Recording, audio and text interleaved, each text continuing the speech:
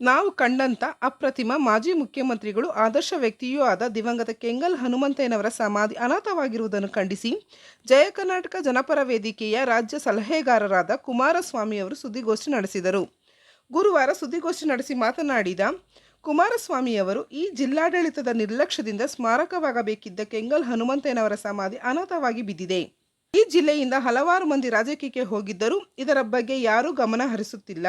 ಅಧಿಕಾರ ನಡೆಸಲಿಕ್ಕೆ ಅವರು ಕಟ್ಟಿದ ಭವ್ಯ ವಿಧಾನಸೌಧ ಬೇಕು. ಅವರ ಸಮಾಧಿಯನ್ನು ಸ್ಮಾರಕ ಮಾಡಿ ಅಭಿವೃದ್ಧಿಗೊಳಿಸಲು ಯಾವ ರಾಜಕಾರಣಿಗಳಿಗೂ ಯೋಗ್ಯತೆ ಇಲ್ಲ. ಇವತ್ತು ಜಿಲ್ಲಾಡಳಿತ, ತಾಲೂಕು ಆಡಳಿತ, ಪುರಾತತ್ವ ಇಲಾಖೆ, ಕನ್ನಡ ಮತ್ತು ಸಂಸ್ಕೃತಿ ಇಲಾಖೆಗಳು ಕಣ್ಮುಚ್ಚಿ ಕುಳಿತಿವೆ. ಇದೊಂದು ಪ್ರವಾಸಿ ತಾಣವಾಗಿದ್ದು ಕೆಂಗಲ್ ಅಯ್ಯನಗುಡಿಗೆ ದಿನನಿತ್ಯ ಸಾವಿರಾರು ಜನರು ಮತ್ತು ರಾಜಕಾರಣಿಗಳು ಬಂದು ಹೋಗುತ್ತಿದ್ದಾರೆ. ಆದರೂ ಅವರ ಗಮನಕ್ಕೆ ಬರುತ್ತಿಲ್ಲ. ರಾಜ್ಯ ಸರ್ಕಾರ ಇದರ ಬಗ್ಗೆ ಗಮನ ಹರಿಸಬೇಕೆಂದು ಒತ್ತಾಯಿಸುತ್ತಾ ಈ ಸ್ಮಾರಕವನ್ನು ಅಭಿವೃದ್ಧಿಪಡಿಸಿ ಪ್ರವಾಸಿ ತಾಣವಾಗಿಸಬೇಕು.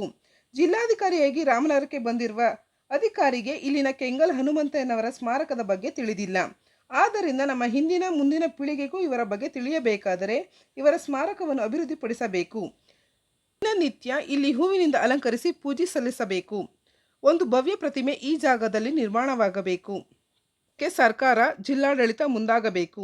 ಇಲ್ಲವಾದರೆ ನಾವು ಕೆಂಗಲ್ ಹನುಮಂತಯ್ಯನವರ ಅಭಿಮಾನಿಗಳಿಂದ, ಕನ್ನಡ ಪರ ಹೋರಾಟಗಾರರಿಂದ, ರೈತ ಸಂಘಟನೆಗಳ ನೇತೃತ್ವದಲ್ಲಿ ಸಭೆ ನಡೆಸಿ ಉಗ್ರ ಹೋರಾಟ ಮಾಡುವುದಾಗಿ ಎಚ್ಚರಿಕೆ ನೀಡಿದರು.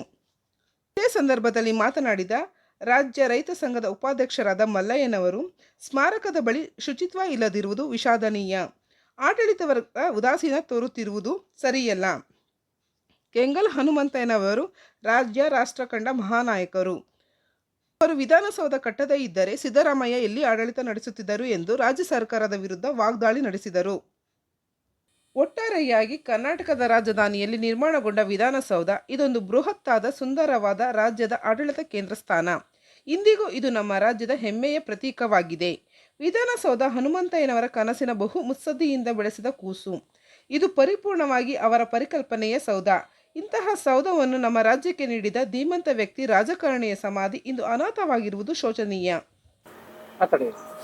ಸನ್ಮಾನ್ಯ ಈ ನಾಡು ಕಂಡಂತ ಅಪ್ರತಿಮ ಮಾಜಿ ಮುಖ್ಯಮಂತ್ರಿಗಳು ಕೆಂಗಲ್ ಹನುಮಂತಯ್ಯನವರ ಸಮಾಧಿ ಹತ್ರ ಇದ್ದೇವೆ. ಈ ಜಿಲ್ಲಾಡಳಿತದ ನಿರ್ಲಕ್ಷ್ಯದಿಂದ ಸ್ಮಾರಕ ಆಗ್ಬೇಕಾಗಿದ್ದಂತ ಈ ಸಮಾಧಿ ಇವತ್ತು ಅನಾಥವಾಗಿ ಬಿದ್ದಿದೆ. ಯಾರು ಹೇಳೋರಿಲ್ಲ, ಕೇಳೋರಿಲ್ಲ. ಈ ಜಿಲ್ಲೆಯ ಹಲವಾರು ರಾಜಕಾರಣಿಗಳು ಇಲ್ಲಿಂದ ಹೋಗಿದ್ದಾರೆ.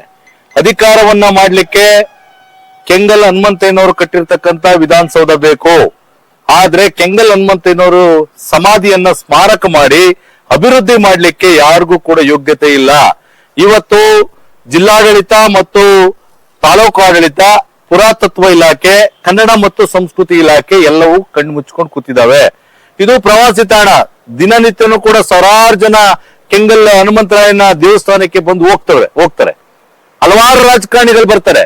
ಉದಾಹರಣೆಗೆ ಈ ಜಿಲ್ಲೆಯ 5 ಜನ ಏನು ಶಾಸಕರಾಗಿ ಆಯ್ಕೆ ಆಗಿದಾರಲ್ಲ, ಇವತ್ತು ಮುಖ್ಯಮಂತ್ರಿ ಆಗ್ಬೇಕು ಅಂತ ಹೇಳಿ ಹೊರಟಿದಾರಲ್ಲ, ಅವರೆಲ್ಲರೂ ಕೂಡ ಬಿ ಫಾರಂ ಅನ್ನ ತಗೊಂಡ್ಬಂದು ಕೆಂಗಲ್ ದೇವಸ್ಥಾನದಲ್ಲಿ ಪೂಜೆಯನ್ನ ಮಾಡ್ತಾರೆ. ಆದ್ರೆ ಯಾರೊಬ್ರಿಗೂ ಕೂಡ ಕೆಂಗಲ್ ಹನುಮಂತಯ್ಯನವರ ಸಮಾಧಿ ಹತ್ರ ಬಂದು ಒಂದು ಪೂಜೆ ಮಾಡಿ ಅವ್ರನ್ನ ನೆನಪು ಮಾಡ್ಕೊಳ್ಳುವಂತ ಇಚ್ಛಾಶಕ್ತಿಯನ್ನ ಯಾರು ಕೂಡ ಮಾಡ್ಲಿಲ್ಲ. ಮತ್ತೆ ಇವತ್ತು ಏನ್ ಸಿದ್ದರಾಮಯ್ಯನವ್ರ ಸರ್ಕಾರ ಇದೆ, ಸಮಾಜವಾದಿ ಹಿನ್ನೆಲೆಯಿಂದ ಬಂದಂತ ನಾನು ಮುಖ್ಯಮಂತ್ರಿ ಅಂತ ಹೇಳ್ತಾರೆ. ದೇವರಾಜ ಅರಸು ಅವರ ಏನು ಒಂದು ಇದನ್ನ ನಾನು ಪೂರೈಸಿದ್ದೇನೆ, ಮುರಿದಿದ್ದೇನೆ ಅಂತಕ್ಕಂಥ ಮಾತನ್ನ ಅವಧೀನ ಅಂತ ಹೇಳ್ತಾರೆ. ಕೆಂಗಲ್ ಹನುಮಂತಯ್ಯನವರು ಇವತ್ತೇನಾದ್ರು ವಿಧಾನಸೌಧವನ್ನ ಕಟ್ಟಲಿಲ್ಲ ಅಂತ ಹೇಳಿದ್ರೆ ನೀವ್ ಎಲ್ಲಿ ಕೂತ್ಕೊಂಡು ರಾಜ್ಯಭಾರವನ್ನ ಮಾಡ್ತಿದ್ರಿ? ಯಾಕೆ ಇಷ್ಟೊಂದು ನಿರ್ಲಕ್ಷ್ಯ? ಈ ಜಿಲ್ಲಾಧಿಕಾರಿ ರಾಮನಗರಕ್ಕೆ ಬಂದಂತ ದಿನದಿಂದನೂ ಕೂಡ ಇವತ್ತು ಕೆಂಗಲ್ ಹನುಮಂತಯ್ಯನವರ ಸ್ಮಾರಕ ಇಲ್ಲಿ ಇದೆಯಾ ಇಲ್ವಾ ಅಂತಕ್ಕಂಥ ಮಾಹಿತಿನೇ ಗೊತ್ತಿಲ್ಲ ಮನುಷ್ಯನ್ಗೆ. ಕೂಡಲೇ ಜಿಲ್ಲಾಡಳಿತಕ್ಕೆ ಮತ್ತೆ ಸರ್ಕಾರಕ್ಕೆ ನಾವು ಒತ್ತಾಯ ಮಾಡ್ತಿದ್ದೇವೆ.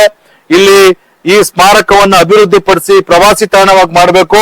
ಪ್ರತಿನಿತ್ಯನೂ ಕೂಡ ಅವರಿಗೆ ಪೂಜೆ ಆಗುವಂತ ಕೆಲಸ ಆಗ್ಬೇಕು, ಹೂವು ಹಾಕುವಂತ ಕೆಲಸ ಆಗ್ಬೇಕು. ಎಲ್ಲ ಹಿಂದೆ ನಮ್ಮ ಮಕ್ಕಳು ಮೊಮ್ಮಕ್ಕಳಿಗೆ ಕೆಂಗಲ್ ಹನುಮಂತಯ್ಯ ಅಂತಂದ್ರೆ ಯಾರು ಅಂತ ಗೊತ್ತಿಲ್ಲ. ಇವತ್ತು ಗೊತ್ತು ಮಾಡುವಂತ ಕೆಲಸವನ್ನ ನಾವು ಮಾಡ್ಲಿಕ್ಕೆ ಇವತ್ತು ಸರ್ಕಾರ ಮತ್ತೆ ಜಿಲ್ಲಾಡಳಿತ ಮುಂದಾಗ್ಬೇಕು. ಮತ್ತೆ ಕೆಂಗಲ್ ಹನುಮಂತಯ್ಯನವರ ಪ್ರತಿಮೆಯನ್ನ ಇಲ್ಲಿ ನಿಲ್ಲಿಸಬೇಕು. ಒಂದು ಪ್ರತಿಮೆಯನ್ನ ಮಾಡ್ಲೇಬೇಕು, ನಿಲ್ಲಿಸಲೇಬೇಕು ಅಂತಕ್ಕಂಥದ್ದು ನಮ್ಮೆಲ್ಲರ ಒತ್ತಾಯ. ಇನ್ನು ಮುಂದಿನ ದಿನಗಳಲ್ಲಿ 1 ತಿಂಗಳ ಕಾಲ ಗಡುವನ್ನ ಕೊಡ್ತಾ ಇದ್ದೇವೆ ಜಿಲ್ಲಾಡಳಿತಕ್ಕೆ, ಸರ್ಕಾರಕ್ಕೆ. ಇಲ್ಲ ಅಂತ ಹೇಳಿದ್ರೆ ಕೆಂಗಲ್ ಹನುಮಂತಯ್ಯನವರ ಎಲ್ಲ ಅಭಿಮಾನಿ ವರ್ಗದವ್ರನ್ನ, ಎಲ್ಲ ಸಂಘಟನೆಗಳನ್ನ ನಮ್ಮ ಕರ್ನಾಟಕ ರಾಜ್ಯ ರೈತ ಸಂಘದ ನೇತೃತ್ವದಲ್ಲಿ ಕರೆದು ಸಭೆಯನ್ನ ಮಾಡಿ ಒಂದು ಉಗ್ರ ಸ್ವರೂಪದ ಹೋರಾಟವನ್ನ ಮಾಡ್ಲಿಕ್ಕೂ ಕೂಡ ನಾವು ಚಿಂತನೆಯನ್ನ ಮಾಡ್ತಿದ್ದೇವೆ.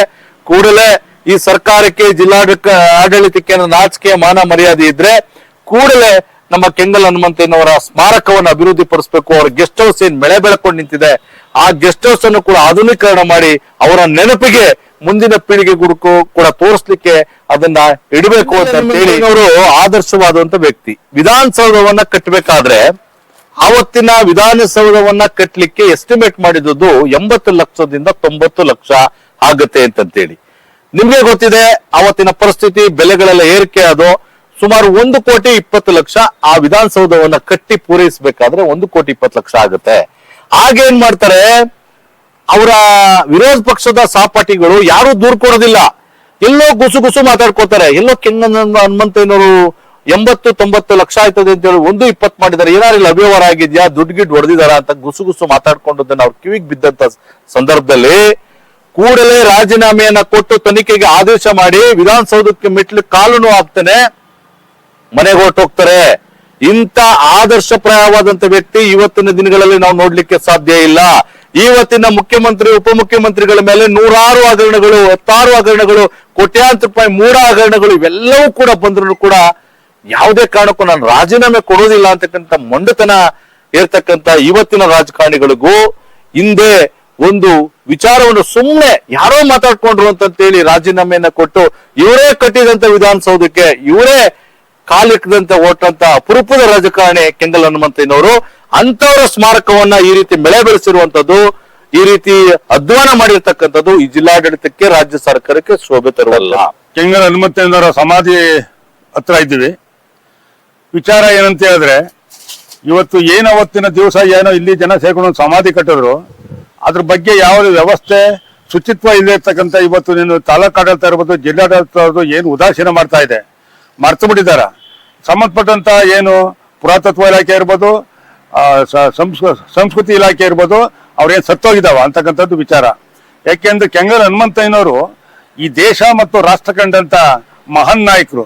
ಅವರ ವಿಚಾರಗಳು ಬಹಳಷ್ಟು ಇವೆ. ಯಾಕೆ ಅಂತ ಅಂದ್ರೆ ಇವರು ಇವತ್ತು ವಿಧಾನಸೌಧ ಕಟ್ಟಿಲ್ಲ ಅಂದ್ರೆ ಇವತ್ತು ಸಿದ್ದರಾಮಯ್ಯ ಇರ್ಬೋದು, ಅವತ್ತಿಂದ ಬಂದಂತ ಎಲ್ಲಾ ಮುಖ್ಯಮಂತ್ರಿಗಳು ಎಲ್ಲಿ ಆಡಳಿತ ಮಾಡ್ತಾ ಇದ್ರು, ಇವತ್ತು ಆಡಳಿತ ಯಾವ ರೀತಿ ಮಾಡ್ತಾ ಇದ್ದಾರೆ, ಇವ್ರ ಮೇಲೆ ಎಷ್ಟು ಹಗರಣಗಳಿವೆ, ಇವ್ರು ರಾಜೀನಾಮೆ ಕೊಡಕ್ಕೆ ಒಪ್ತಾ ಇಲ್ಲ. ಕುಮಾರಸ್ವಾಮಿ ಹೇಳ್ದಂಗೆ ಅವತ್ತು ಏನು ವಿಧಾನಸೌಧ ಕಟ್ತಾ ಇರೋ ಸಂದರ್ಭದಲ್ಲಿ ಏನು ಒಂದು ಸಣ್ಣ ಪುಟ್ಟ ಊಹಾಪೋಹಗಳಿಗೆ ಬೇಜಾರಾಗಿ ಅವ್ರು ರಾಜೀನಾಮೆ ಕೊಟ್ಟು ಹೊರಗೆ ಬರ್ತಾರೆ ಅಂತ ಹೇಳಿದ್ರೆ ಅದ್ ಎಂತ ನಾಯಕ ಇರ್ಬೋದು ಅವರು. ಮತ್ತೆ ರೈಲ್ವೆ ಇಲಾಖೆಯಲ್ಲಿ ಅವ್ರು ಮಾಡಿರುವಂತ ಕೆಲಸ, ಕರ್ನಾಟಕ ಕೊಟ್ಟಿರುವಂತ ಕೊಡುಗೆ ಬಹಳ ಸ್ಮರಣೀಯ.